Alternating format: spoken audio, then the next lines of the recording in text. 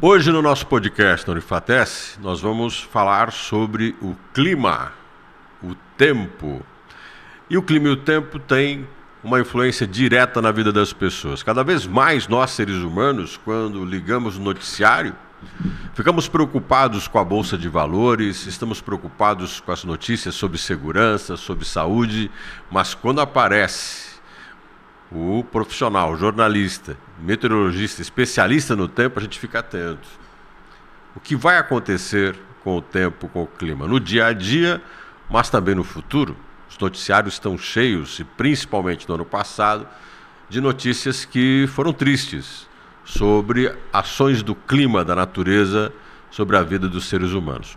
E a gente tem aqui no Unifatec uma figura fantástica, um professor, que é o Renan Moreira Araújo. O Renan, ele é meteorologista, mas ele é licenciado em Física pela Universidade Estadual de Maringá. Ele é bacharel em Meteorologia, ele é mestre em Meteorologia e doutor em Produção Vegetal e é o convidado do podcast Unifatec. Renan, muito obrigado por aceitar o nosso convite. Olá a todos. Professor, é uma honra estar aqui com o senhor, poder participar do podcast, falar um pouco sobre a meteorologia, sobre as mudanças climáticas. Realmente, né, é um assunto que está em alta e tem sim os seus motivos de estar em alta aí na nossa geração. Renan, como eu sou professor e você é professor, vamos pelo nome direto. Renan, Renan, você falou para mim, e eu queria dividir isso com o pessoal que nos acompanha, de que você começou a se interessar por meteorologia quando você era pequeno ainda. Sim. Desde criança morei no sítio, né, na área rural. E sempre que vinham aquelas chuvas, aquelas tempestades, frente de rajada, aquela nuvem, todo mundo tem medo, todo mundo correndo para dentro das casas e eu indo para o quintal ver, sentir o vento, ver os raios. Então, desde criança, sempre gostei das tempestades.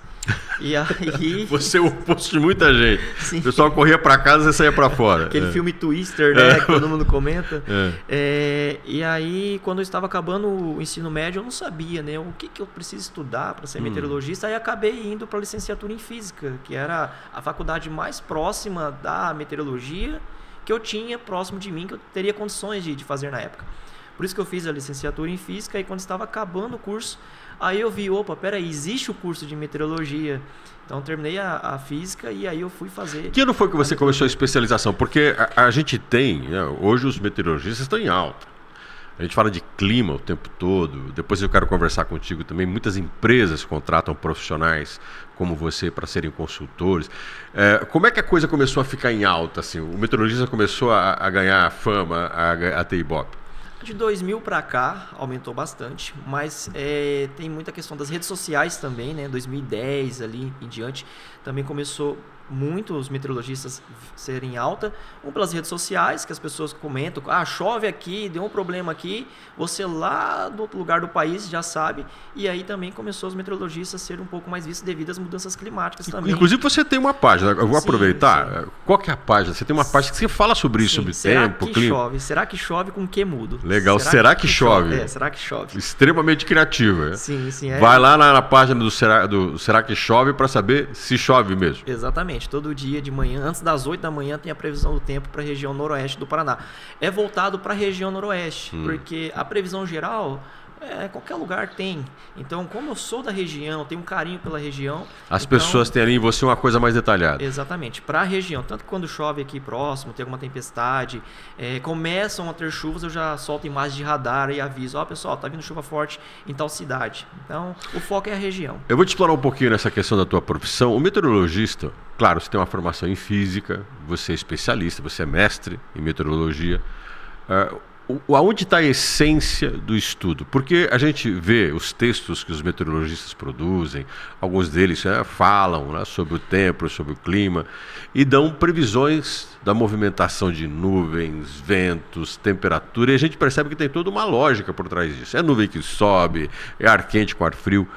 Como é que é o segredo dessa lógica? Aonde está a base do conhecimento disso? A meteorologia ela é muito focada na física da atmosfera. A meteorologia é uma física aplicada à atmosfera e às interações solo-atmosfera.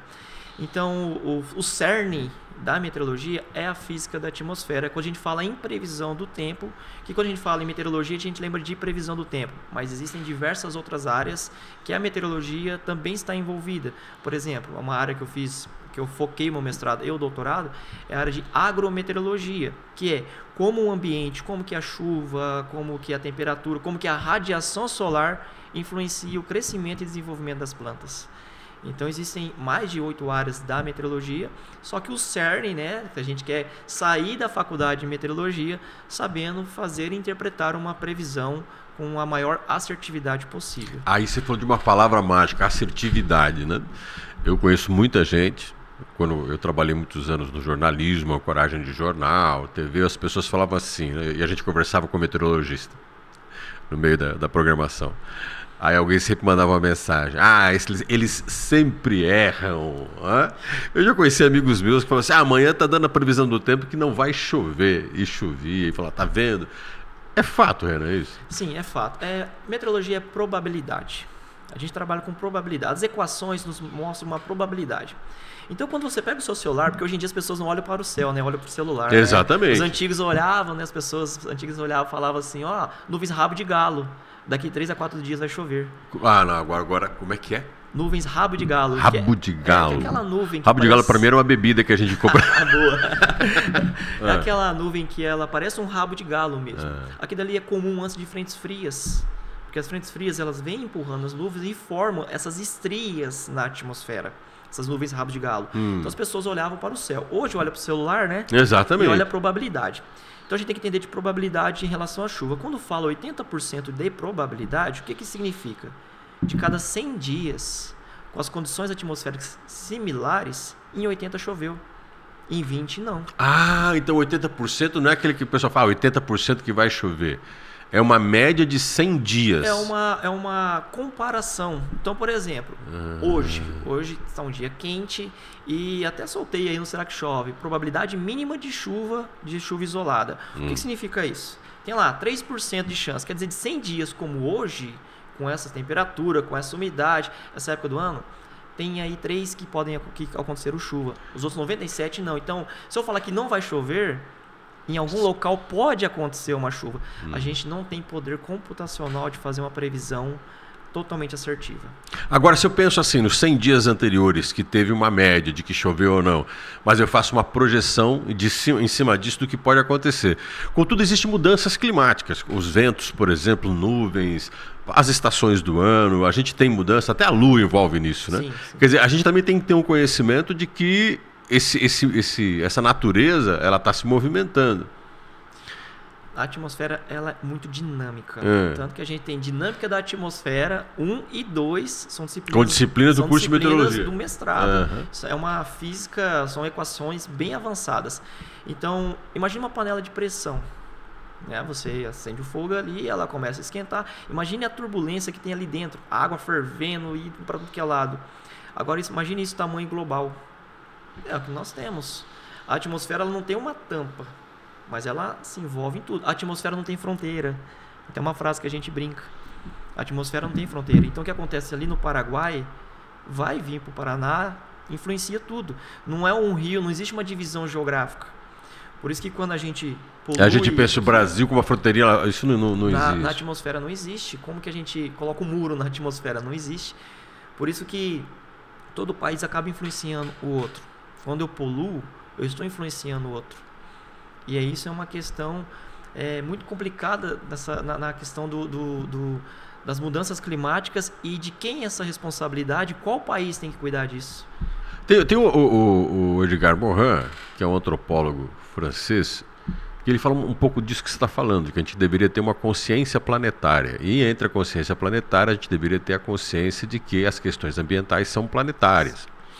E ele comentava de que a gente tem que tomar cuidado porque o que acontece no mundo tem consequências no próprio mundo, né? E quando a gente vê a Terra, né, no espaço, assim, tá, pensa que é uma coisa assim, parece que não tem nenhuma cobertura nela. A gente estava conversando, você até falou do efeito estufa, né?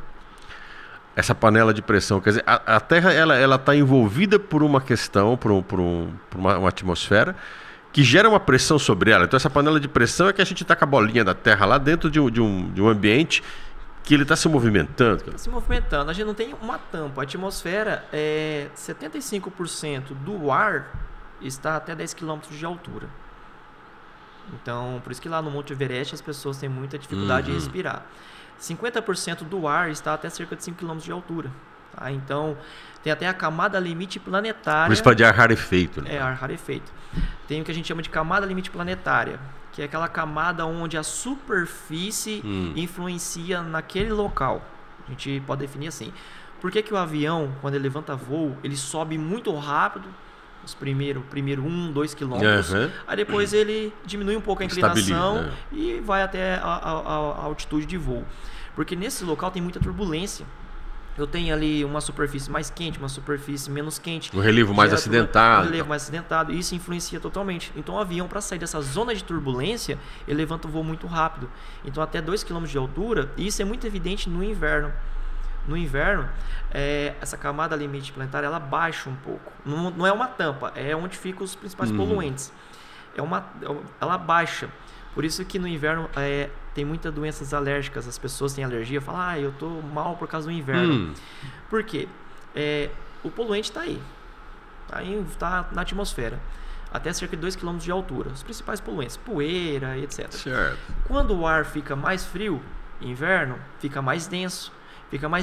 Essa camada limite ela baixa a 150, 200 metros de altura. Então os poluentes ficam mais concentrados e aí influencia as pessoas. Aí o risco de você ficar com a doença respiratória é maior. É maior, por isso que no inverno os hospitais... Cara, então quer dizer que o clima envolve desde a agricultura que você falou, a questão de saúde que você falou, a questão do voo, por exemplo, como você falou. Ou seja, o clima está mais presente do que a gente imagina na nossa vida. Totalmente. As pessoas vão sair pela manhã trabalhar, por exemplo. Estamos no verão. Câncer de pele, por exemplo, tem a ver com o clima, o aumento da temperatura, calor, o sol. Tem a ver devido à radiação solar. E até caiu um pouco a questão do buraco da camada de ozônio, né? É mesmo, as pessoas falavam muito disso. Falavam muito. Caiu. Caiu porque o buraco diminuiu? Diminuiu. E isso é um exemplo de que as coisas têm solução. O que aconteceu? Proibiu-se os gases CFCs, que eram os principais que prejudicavam a camada. Que tinha no ar-condicionado. Ar-condicionado, geladeiras, sprays. E tirou, e a gente viu que isso foi uma política que deu certo. O buraco camada de ozônio diminuiu, tanto que você não vê mais notícias a respeito disso.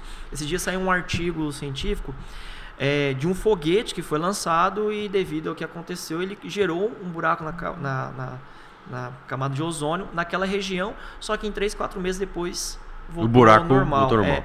Então a gente parar de lançar esse tipo de gases, os CFCs, o problema da camada de ozônio está praticamente solucionado. Então isso mostra que existem soluções. A gente depende muito, claro, das políticas públicas, né, das leis, etc. Mas isso é um exemplo bem interessante. De que a atitude do ser humano mudando o comportamento, ele pode fazer um efeito positivo na natureza. Aí entra a questão que estamos chegando no momento de não retorno, né? Que é uma palavra que está na moda agora, para o momento de não retorno. Ou seja, indo para o fim não tem quem volte, é isso? Tem, só que é muito difícil. Explica isso aí. É um pouco da preocupação das organizações internacionais, das conferências que a ONU faz, as conferências do clima, é isso? Por exemplo, vamos falar, as baleias quase foram extintas. Teve uma época do ano da história devido à busca das baleias, da captura para gerar óleo. Então ela chegou no momento de não retorno, quase foi extintas. Hoje, né, devido à proibição da caça e de outra alternativa de energia, que é o grande problema do mundo, é a geração de energia, né? Se a gente for ver, tudo que está ligado à poluição é a geração de energia, é a matriz energética, e existem soluções. Então o momento de não retorno seria isso, quando você quase não consegue retornar, só que se não tomar atitude, aí já era, aí acaba de vez. Quando o médico fala assim, daqui para frente, se você fizer alguma coisa, acabou, não tem mais volta e tal. Não tem mais volta. Nós estamos nesse ponto, Renan. Estamos chegando. De acordo com as previsões climáticas, estamos chegando. 2024 foi o ano mais quente da história desde que se começaram as medições oficiais, que começou ali na Revolução Industrial. Então, posso dizer que foi mais quente que 2000 a.C.? Não sei, eu não tenho evidência daquela época. Não tinha termômetro como tem. Mas desde que começou a Revolução Industrial, 2024 foi sim um ano mais quente. Agora, você está falando da Revolução Industrial. O ser humano aí voltando ao Edgar Morin, voltando o Levinas também tem isso, mas alguns pensadores falam disso. O ser humano é uma praga, né? Você pensar que a Terra é um organismo vivo, o ser humano é um fungo desgraçado. O ser humano realmente ele causa um efeito muito negativo pós-revolução industrial, desenvolvimento tecnológico, crescimento de uma economia de mercado, tal, que você conhece bem também. O ser humano está detonando o planeta, ele acelerou o processo de destruição do planeta. Sim, nós somos responsáveis. Se você chegar em qualquer floresta do mundo e pegar lá, sei lá, 10 km², você vai ver que existe um equilíbrio ali. Tem um equilíbrio ecológico. O ser humano não está no equilíbrio ecológico. A gente está só crescendo, aumentando a população, destruindo. Nós deixamos de ser nômades, só que estamos destruindo nossa própria casa. Uhum. E isso tem acontecido. Esses dias atrás eu vi algumas imagens que foram geradas por inteligências artificiais de como era São Paulo, Rio de Janeiro, antes das construções das cidades. Uhum. E foi bem interessante. Então, o que fizeram? Que legal! Pegaram a inteligência artificial, foi mantido o relevo e a Mata Atlântica, né? Que é o que tem nessas cidades. E você olha, Balneário Camboriú, por exemplo, também é uma que está nessas inteligências artificiais. E era assim, lindo de ver. Hoje é só construção, né? Desenvolvimento da civilização. Eu acho isso nas redes sociais fácil, isso que você viu? Encontro. Depois eu procuro e passo para o professor. E realmente, o que nós transformamos em cidades, impermeabilizamos, lançamos poluentes e vai chegar uma hora que isso vai dar problema. Já está dando problema. Tivemos o ano passado, foi um verão insuportável no Brasil como um todo. Batemos regiões com mais de 40 graus de temperatura máxima. E as estações estão ficando confusas até. No Paraná, antigamente, você encontrava as estações bem definidas. Quando vinha o inverno, você sentia... Mas por que isso está acontecendo? Né? Porque eu lembro disso, quando você falava vai começar o inverno, vai começar o verão, a primavera... As mudanças climáticas, os climas. O que é mudança climática? Cada região tem uma classificação de clima. Então, existem diversas classificações na literatura. A mais utilizada é a de Köppen, que subdivide, se eu não me engano, 16 ou 17, não lembro certinho, climas, o mundo como um todo. Existem outros que subdividem mais, em 40 tipos de clima. Mas daí é até confuso para estudar e comparar. Então, por exemplo, quero saber se o clima aqui do Paraná é igual de tal local do mundo, eu posso ver essa classificação de Köppen. Então daí eu vou saber como que é o clima. O que é mudança climática? A mudança climática é quando a classificação dessa minha região começa a ser uma outra. Então, por exemplo, no Paraná, nós não tínhamos secas severas. No Paraná, na classificação climática Köppen, não existe seca severa. E a gente está acontecendo ter aí cidades com mais de 60 dias que não tem chuva no inverno. Temperatura elevada. Isso vem acontecendo assim por vários anos consecutivos. A temperatura mínima na época do inverno ser X e a temperatura mínima está sendo maior do que deveria ser de acordo com a classificação. Então a classificação climática, a mudança climática o aquecimento está acontecendo e isso vai fazer mudar os climas.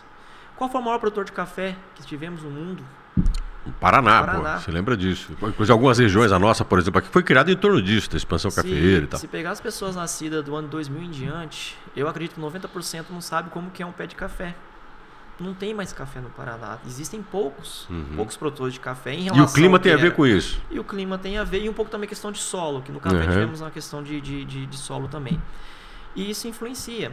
Soja no Rio Grande do Sul. A soja invadiu o Rio Grande do Sul e está crescendo muito. Então, as plantas também têm uma adaptação climática, claro, demora muito tempo. Tem um melhoramento genético, também influenciou nisso, com certeza. Mas existem espécies que você não encontra mais. Por exemplo, araucária no norte do Paraná. É muito raro, isso é verdade, muito raro. E antes tinha. Sim. Claro, as pessoas desmataram, né, tudo. Mas hoje, se você plantar uma araucária, talvez ela nem cresça. Muito do que você fala é porque o clima associado ao relevo mudou, alterou a vegetação e altera o cotidiano das pessoas. Quer dizer, esse ambiente, de certa forma, vai gerar menos possibilidades ou mais possibilidades dependendo da mudança climática. Dependendo da mudança climática, exatamente. Ia ser bem interessante. Mais ou menos possibilidade. Existem plantas que um pouco de aquecimento não é ruim. Algumas plantas. Certo. Tá? São poucas. Por exemplo, isso é o que está na moda agora, a questão da modelagem agrometeorológica, modelagem do clima. Existem dois tipos de modelagem. O que é modelagem? Você pegar condições iniciais, testar e ver o que pode acontecer lá na frente e tentar prever o futuro. Tá? Então, de forma bem simples, falando de forma bem simples. Meio que um ensaio. A gente faz um ensaio hoje para ver como é que isso vai se adaptar no futuro. É como se você pegasse uma linha reta e traçasse ela lá para frente. Porém, o clima, tudo não é uma linha reta. Se fosse, teríamos muitas soluções. Certo. Uma coisa é modelagem de clima. Daqui 20 anos, quantos graus vai estar a mais, a menos, etc. Uma coisa é de clima. Outra coisa é modelagem agrometeorológica. Pegar as condições de clima e aplicar no que a gente conhece da planta hoje. Então, por exemplo, cana-de-açúcar é muito importante para o Brasil, para o mundo. Grande produtora de álcool e de açúcar. Temperatura máxima 35 graus, até ali 35 graus ela cresce normalmente, desde que tenha água. Se passar de 35, 36 graus, ela já começa a ter alguns problemas. Então tem que pegar essa mudança climática e jogar na planta e ver o que pode acontecer daqui a alguns anos. Então a cana-de-açúcar, por exemplo, é uma planta... É que colocar ela numa estufazinha e criar um ambiente possível do futuro e ver como é que ela vai reagir. A gente faz isso como hoje em scripts, né, em modelos agrometeorológicos. Tem esses estudos hoje? Tem. E são bem fortes. A Embrapa é muito forte nisso. A Embrapa. Então, por exemplo, a cana-de-açúcar é uma planta C4. O que significa isso? É uma planta que ela não... Você pode dar bastante radiação solar para ela. Desde que tenha água, ela continua fazendo fotossíntese. Então, se aumentar a radiação solar, aumentar a temperatura, desde que tenha água, ela ainda vai ser beneficiada até certo ponto. Desde que tenha água. Desde que tenha água, até certo ponto. Já, por exemplo, quem conhece plantações de café... o professor deve se lembrar. Lembro. Meio-dia, 1h da tarde. Isso é duro de ficar velho. As pessoas olham para você deve se lembrar. Deve se lembrar, eu me lembro. Isso é verdade. Eu cheguei nessa fase. Na hora do sol quente, ali, as folhas murcham. Por quê? O que está acontecendo? Ela não está absorvendo mais aquela radiação, então ela se fecha os estômatos, que a gente fala, para não absorver tanta radiação, porque senão vai perder muita água também. Então, o café é diferente da cana. Mas existem plantas que se beneficiam até certo ponto pelo aumento de temperatura. A questão é, a gente vai conseguir fazer melhoramento genético com a mesma velocidade que o clima está mudando para dar condições de produzirmos comida suficiente em relação ao aumento da população mundial? Ou seja, a gente pode ter um cenário em que a gente não consiga tecnicamente acompanhar essa mudança e a gente pode ter fome. A gente pode ter fome, porque é oferta e procura. Essa história de que o Brasil é um dos grandes celeiros do mundo, tal, isso pode mudar dependendo da condição climática que vem ocorrer aqui. Pode mudar. Aliás, até comentei com o professor, o Brasil está passando de mocinho para vilão, né? Que o Brasil, florestas, produções, as plantas, a agricultura em si também gera oxigênio. As plantas geram oxigênio. A cana-de-açúcar gera oxigênio.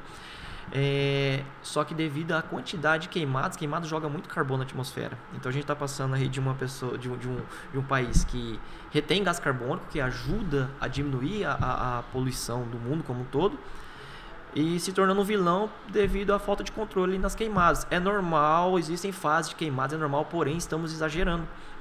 Então lá fora estão preocupados com o comportamento do Brasil. Agora, vamos lá. A gente está vivendo uma tensão muito grande entre governos. Vamos colocar um pouco de governos na história. Nos Estados Unidos, por exemplo, o posicionamento do Donald Trump, alguns outros governantes alguns levam a sério a questão climática, fazem inclusive da questão climática uma pauta das suas atuações, reivindicações. Outros têm desprezo. Falam assim, não, isso aí é coisa chamam até de ecobobo, esses ecologistas, não tem nada a ver e tal. Só que a gente sabe que governantes definem muita coisa. Prioridades de governos, dependendo do país, podem fazer a coisa ir para o bem ou para o mal, melhorar ou não melhorar. E também os governos, aí pensando nos governos regionais, eles têm um papel muito importante de prevenção, por exemplo. E até estava comentando contigo antes da gente começar a entrevista. No ano passado, nós tivemos tragédias no Rio Grande do Sul. Nós tivemos no norte do país, uma coisa meio inversa, chuvas excessivas no sul, nós tivemos uma seca além do que era esperado na região amazônica. Quem acompanhou as imagens viu alguns rios no norte praticamente desaparecerem, o que causa um impacto na vida das pessoas imenso, como também ocasionou no sul do país.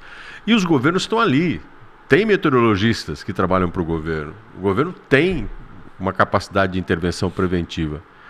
E aí a gente assiste tragédias. E aí a pergunta que eu acho que muitos dos que estão nos acompanhando fazem e querem fazer para o Renan. Ô Renan, como é que é isso? Se vocês estudam tão bem o clima, se vocês conseguem prever plantas, se vocês conseguem entender que está tendo uma mudança disso que vai afetar a vida humana, como é que a gente não consegue prevenir e salvar as pessoas? Professor, eu vou fazer até um desabafo aqui. Os governantes, as políticas públicas devem ouvir mais os meteorologistas e climatologistas. Erramos em previsões a curto prazo? Erramos. É a probabilidade. A gente não tem poder computacional para fazer uma previsão totalmente assertiva ainda. Mas foi avisado várias coisas. A questão é que é política pública. É gasto. É difícil. É oneroso. Então, essas chuvas que aconteceram no Rio Grande do Sul no final de abril e maio aí de 2024, no ano 2023 teve uma chuva lá e tinham modelos meteorológicos que falavam, olha, isso vai retornar daqui a alguns meses. E não tomaram atitudes. Se tomaram, não foi o suficiente. Porto Alegre é uma região baixa, é uma região de planície. É comum enchentes no Rio Grande do Sul, não foi a primeira, não vai ser a última. Eu trouxe aqui alguns anos, 83 teve uma histórica, 2011, 23 e 24.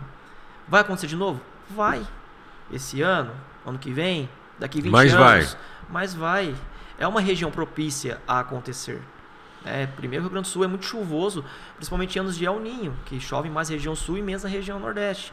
Isso é consenso já na ciência. Então, tem que ser tomado atitudes maiores. É que gera muito gasto, é difícil. Você talvez tenha que tirar pessoas das suas casas para construir uma barreira. Eu moro aqui há 50 anos e sobrevivi a essas enchentes. E aí? Então, assim, é muito difícil. Uma vez estava conversando com um amigo que era ambientalista, em cima disso ele falou assim, Gilson, a mudança dos espaços urbanos em relação às questões climáticas, se nós fôssemos levar a sério, seriam enormes. Não só nisso, como nas próprias rodovias, quando você pega essas áreas que cortam serras nas rodovias, que acabam tendo deslizamentos.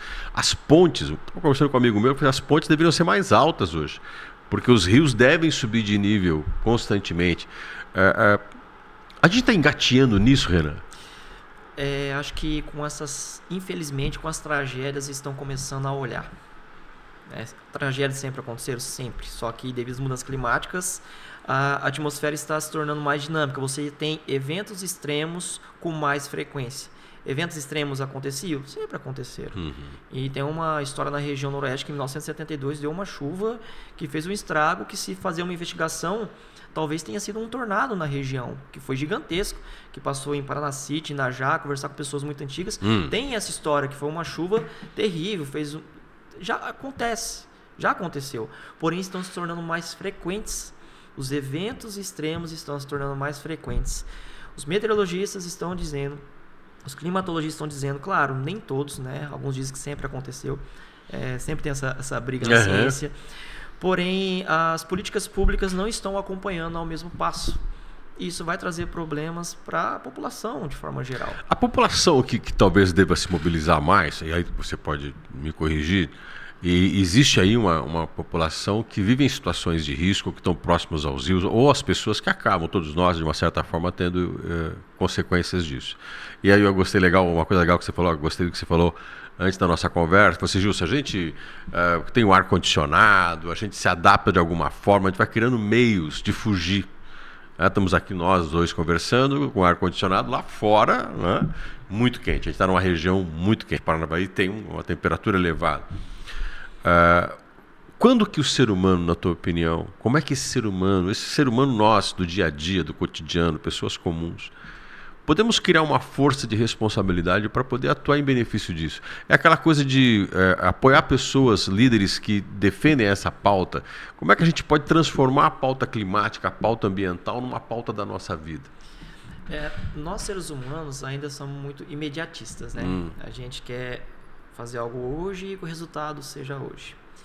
Então, quem for apoiar políticos e pessoas que têm esse viés ambiental, questão de mudanças climáticas, primeira coisa, não pode ser imediatista.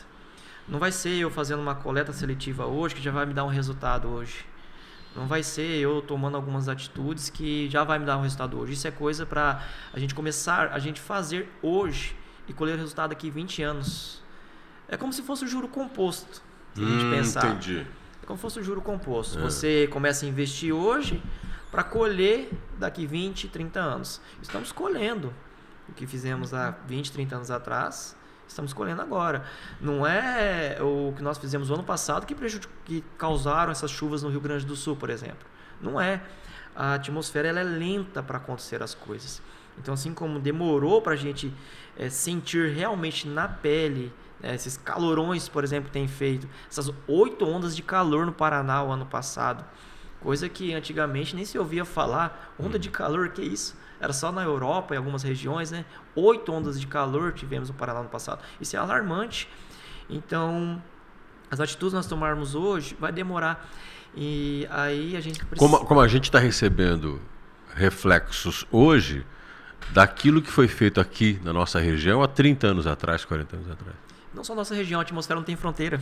Então, o que aconteceu em no qualquer mundo lugar todo. do mundo como um todo... só para ter uma noção do quanto a atmosfera não tem fronteira, é encontrado areia do Saara na Amazônia. Vamos lá. Exatamente, Vamos lá. Eu encontro na Amazônia a areia do Saara. Sobe a areia do Saara na atmosfera, as correntes de vento, 10, 12 km de altitude, tem uma corrente de vento que consegue você está querendo me dizer, Renan, de que de certa forma o Saara está se estendendo para a Amazônia, da transferência da sua areia para... Como é que é? É só uma poeirinha que chega, mas consegue... Isso é para mostrar... Hoje é uma poeirinha, tipo hoje isso... Hoje é uma poeirinha, mas é para deixar a evidência de que a atmosfera não tem fronteira. Então, como pode uma coisa de outro continente chegar até aqui? Trazida pelo vento. Né? Então, o que faz no Saara? Chega poeira. Se fosse uma poluição, por exemplo, poderia chegar. Então, por isso que alguns países cobram de outros que eles tenham mais responsabilidade com o que eles fazem, porque eles vão causar um efeito. O Brasil deve preservar mais as suas florestas, porque isso é importante para o mundo. Países que têm um alto grau de industrialização, como a China, têm que tomar mais responsabilidade. E aí que entra a grande questão política. Peraí, você é um país desenvolvido, como você desenvolveu? Acabando com o ambiente. E por que você quer cobrar o ambiente de mim agora? Entendi. E essa é a grande discussão. Por isso que às vezes a gente vê alguns países desenvolvidos injetarem dinheiros, valores elevadíssimos em países menores, menos desenvolvidos, na questão ambiental, e a gente fica pensando, o que ele ganha com isso? De certa forma, é uma responsabilidade. Eu consegui desenvolver muito, mas eu acabei com o ambiente. Agora eu tenho que correr atrás. Como? Vou te auxiliar, porque de certa forma isso é uma justiça, essa transferência de capital para colaboração e preservação de determinados ambientes que não podem se degradar porque vão fazer um efeito no planeta. De certa forma é assim, exatamente, essa palavra é interessante, é uma justiça, porque é cômodo para mim eu desenvolver sem pensar no vizinho, sendo que eu desenvolver, eu estou influenciando no vizinho, que é o que acontece na atmosfera. Né? Se eu estou aumentando minha indústria aqui, um monte de indústria, estou aumentando a temperatura, não só a minha, mas do globo como um todo. Agora me diga uma coisa, a gente tem nesse imediatismo que você falou um desafio, mas pelo que você também me falou, as atitudes que a gente toma hoje vai resvalar nos nossos filhos, nos nossos netos, ou seja, quem é criança hoje, daqui uns 30, 40 anos, na sua fase adulta, vai viver muito das consequências das questões climáticas. Esse mundo vai ficar pior para se viver, Ana? Olha, isso é uma pergunta interessante, professor. Eu não sei te responder isso. Se vai ficar... Todo mundo acha que gostaria de te fazer essa pergunta. E aí? Acho que se não forem tomadas atitudes drásticas, se ficar... Vamos conversar, tem que fazer, mas não fazer... A tendência é piorar. A gente vai chegar naquilo que você falou das baleias. A gente vai chegar no limite de quase, e se não tomar atitude, nós vamos... Quer ver? Uma coisa evidente. O professor já ouviu falar... O professor já viu um tornado no Brasil? Não. Acabei vendo agora pela televisão que você tem, mas eu nunca tinha associado o Brasil a tornado. Aí vem uma questão. Será que hoje a gente consegue enxergar tornados porque cada quilômetro quadrado tem um celular que filma o céu e antigamente isso não acontecia? Ou porque realmente está aumentando as tempestades e as possíveis formações de tornado. Tivemos só este ano 3 registros de nuvens funil na região. O O que é a nuvem funil? É aquela nuvem que ela começa a descer, mas não toca o solo. Se tocar, é um tornado. Foi uma na região de Mandaguaçu, pertinho de nós. Foi uma na região de Ourinhos, estado de São Paulo, e uma em Assis Chateaubriand. Em questão de um mês. 3 nuvens funis que poderiam se tornar tornados. Mas por quê? Não sei. Será que é porque todo lugar tem celular e eu filmo hoje? Ou é devido às mudanças climáticas que as tempestades estão se tornando mais frequentes? Então isso realmente é um tanto dúbio, mas o aquecimento global e a mudança climática é evidente. A questão que às vezes me incomoda, e eu acho que todo mundo também, é que nós temos agora palavras que antes eram raras, tá? no nosso cotidiano, que agora volta e meia você escuta elas, mas fica difícil para entender. Por exemplo, fenômeno Laninha. Aí tem o contrário disso, ou pelo menos tem o que a gente chama de El Niño. Isso. São palavras novas que a gente tem aí no dia a dia, mas na ciência já faz algumas décadas, né? Só que está se tornando mais evidente devido ao tamanho da sua influência que acontece, né? O que é o El Niño? Basicamente falando, é um aquecimento anômalo da superfície do Oceano Pacífico em uma região específica. Tá, quando você fala anômalo, tipo não esperado, o que é? Anômalo é um pouquinho maior, aquecimento é um pouquinho maior. Então fica lá 1 grau e meio acima do que é normal. Da média. Isso. Anomalia é a relação com a média. Que foge da normalidade. Foge da média. Aqueceu 1 grau, é um El Niño moderado. 1 grau e meio, é um El Niño forte. O que é que isso causa? A atmosfera, o ar sobe, condensa, se torna nuvens e se desloca para alguma região e chove. Quando tem o El Niño, é comum esse tipo de aquecimento, que a gente chama de célula de Walker, tem todo um estudo, fazer chover mais na região sul do Brasil e menos na região nordeste. Isso é o que mais acontece no Brasil. Só que o El Niño influencia, assim como no Brasil, em várias outras regiões do mundo. Já o Laninha é o aquecimento em uma outra região, só daí a gente acaba associando o mesmo local do El Niño, aí tem um resfriamento das águas. Esse resfriamento faz as correntes de ar... Aí a temperatura das águas diminui na superfície. E aí o que acontece? As correntes de vento se formam de outra forma, se deslocam um pouco. E nessa brincadeira o deslocamento não é direto, tá? E o que acontece lá demora de 2 a 3 meses para acontecer lá na frente. Então, configurou El Niño. Vai chover mais no Paraná hoje? Não. É 2 a 3 meses para configurar, para acontecer os efeitos. Aí no Laninha é mais chuva no Nordeste, menos chuva no Paraná. Na região sul. Porém, tivemos anos de El Niño e que deu seca no Paraná. Tivemos anos de Laninha que deu chuva no Paraná. Que deveria ser o contrário. Deveria ser o contrário.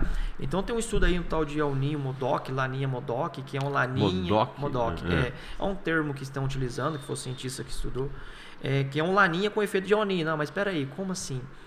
Então, isso que eu acabei de falar é evidente. El Niño, probabilidade de maior chuva na região sul.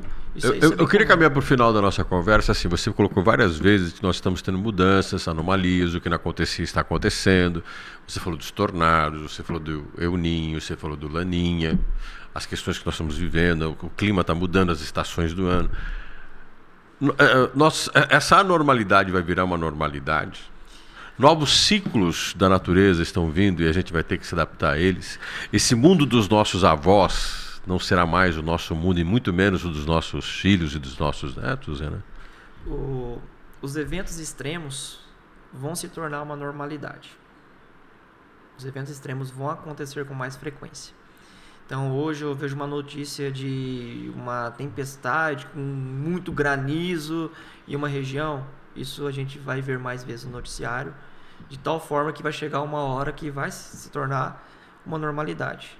Mas eventos extremos acontecem, sempre aconteceram na história, mas não com tanta frequência. É a panela de pressão mais quente, está mais turbulenta. É o que está acontecendo na atmosfera nossa. Renan, queria te agradecer demais. Fantástico conversar contigo. É um assunto que, se a gente for levar adiante, ele envolve muitas coisas. Muito obrigado. Obrigado pelo teu conhecimento, pela maneira que você trata, com a facilidade enorme de compreender certas situações. E foi uma honra receber você aqui. Professor, eu que agradeço a oportunidade, né, de esclarecer um pouco sobre a meteorologia, que não é só previsão do tempo. Agradeço muito. Para mim é uma honra estar aqui com o professor. Conheço o senhor já há alguns anos, respeito muito o seu trabalho e agradeço de coração. Trabalho para ser respeitado é o trabalho do Renan. O meteorologista, sim, mas muito mais do que isso, acho que a grande capacidade que o Renan tem é o potencial dele poder transformar uma informação que aparentemente é distante de nós numa coisa relacionada diretamente à nossa vida. Então, se você que nos acompanhou aqui, ouviu essa conversa com o Renan, a gente às vezes abre o guarda-chuva, passa o protetor solar, se prepara para ver o tempo. Como o Renan disse, olha para o celular para ver se vai chover ou não. Nós temos que fazer mais reflexões sobre o passado e o futuro quando se fala de clima e preparar na nossa vida cotidiana para que o clima seja, o ambiente seja um tema relevante na nossa pauta, para que a gente possa entender que as consequências do que nós estamos fazendo hoje, elas vão ter no futuro, podem demorar, como a gente está vivendo hoje, consequências do passado, e talvez a falta de consciência ajude a piorar aquilo que o amanhã pode representar para os nossos filhos. Essa é a nossa função aqui no Unifatec, apresentar profissionais como o Renan, que trabalham com a gente, fantástico, mas trazer temas relevantes para a sua vida. Até a próxima.